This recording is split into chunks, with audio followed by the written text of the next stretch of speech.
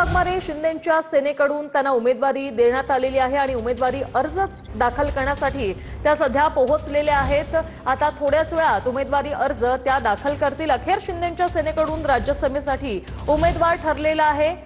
ज्योती वाघमारे यांना पसंती देण्यात आलेली आहे। एकनाथ शिंदे यांच्या धक्कातंत्राचा हा भाग। शिंदेंच्या सेनेकडून राज्यसभेसाठी ज्योती वाघमारे यांना उमेदवारी देण्यात आलेली आहे। उपमुख्यमंत्री शिंदे यांच्या उपस्थितीत आता थोड्याच वेळात त्या अर्ज भरतील। राज्यसभेसाठी शिंदेंच्या सेनेकडून कोण हा प्रश्न होता। अनेक नावं समोर आली होती। राहुल शेवाळे यांचं देखील नाव होतं, मात्र राहुल शेवाळे यांचा पत्ता कट करत आता ज्योती वाघमारे या राज्यसभेसाठी उमेदवारी अर्ज आता थोड्याच वेळात दाखल करतील। ज्योती वाघमारे, राहुल शेवाळे, रोहित टिळक आणि शयन या नावांवर चर्चा सुरू होती, मात्र आता ज्योती वाघमारे यांना राज्यसभेत संधी देण्यात आलेली आहे। शिंदेंच्या उपस्थितीत ज्योती वाघमारे यांचा अर्ज आता थोड्याच वेळात भरला जाईल। काही वेळापूर्वीच त्या दाखल झालेल्या आहेत विधान भवनात आणि आता थोड्याच वेळात अर्ज देखील त्या भरतील।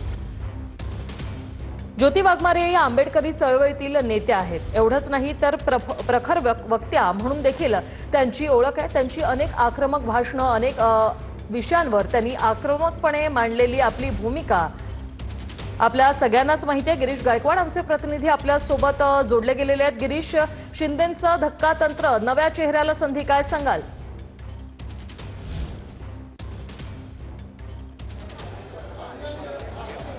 नक्कीच आपण पाहतोय की लाडक्या बहिणीला या ठिकाणी संधी द्यायचं असं पूर्वीपासून ठरलं होतं असं म्हटलं जातंय आणि त्याचमुळे आता ज्योती वाघमारे हे जे एक नाव आहे ते आता समोर आलेलं आहे। राज्यसभेवर त्यांची वर्णी लागेल असं सुद्धा बोललं जातंय।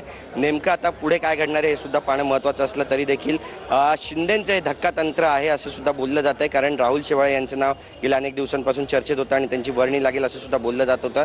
मात्र एकनाथ शिंदे यांच्या मनात काहीतरी वेगळं होतं आणि ज्या निवडणुका अवघ्या काही दिवसांपूर्वी झालेल्या आहेत त्यानुसार ज्यांचे परफॉर्मन्स वीक राहिलेले आहेत त्या ठिकाणी एकनाथ शिंदे भाकरी फिरवण्याच्या तयारीमध्ये आहेत अशी सुद्धा एक नवीन माहिती आता समोर येते। त्यामुळे मंत्रिमंडळामध्ये सुद्धा काही फेरबदल होणार आहेत का हे सुद्धा पाहणं आता तितकंच महत्त्वाचं ठरणार आहे। सगळ्यात महत्त्वाचं म्हणजे राज्यसभेवर आता ज्योती वाघमारे एक नाव जे आहे ते आता सगळ्यांच्या समोर आलेलं आहे आणि शिवसेनेच्या वतीनं त्या अधिकृत उमेदवार असण्याचं बोललं जात आहे। अवघ्या काही वेळात ते त्या ठिकाणी आपला फॉर्म भरणारे आपण पाहिलं की विधानभवनांच्या पायऱ्यावर सुद्धा सर्व महिला आमदारांना त्या ठिकाणी उपस्थित राहण्याचं जे आवाहन आहे ते सुद्धा एकनाथ शिंदेंच्या पक्षाकडून अधिकृतरित्या करण्यात आलं होतं आणि ज्यावेळी एकनाथ शिंदे पोहोचले त्यांच्यासोबतच ज्योतिताई वाघमारे सुद्धा पोहोचल्या आणि विधानभवनाच्या पायऱ्यावरती एक प्रकारचं शक्ती प्रदर्शन आहे ते सुद्धा त्या ठिकाणी झालं। बरेचसे नेते मंत्री त्या ठिकाणी उपस्थित होते आणि एक मात्र या संदर्भामध्ये म्हणावं लागेल की एकनाथ शिंदे यांनी जो धक्कातंत्र दिलेला आहे त्याने अनेकांच्या भुवया सुद्धा उंचावलेल्या आहे। 4 नावं चर्चेमध्ये होती आणि नक्कीच गिरीश आणि ज्योती वाघमारे यांना संधी मिळालेली आहे। धन्यवाद तुम्ही दिलेल्या या माहितीसाठी।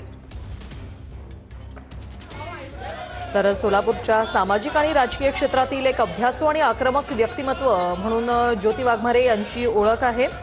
कष्टकरी कुटुंबातून येऊन उच्च शिक्षित अशी देखील त्यांची ओळख आहे।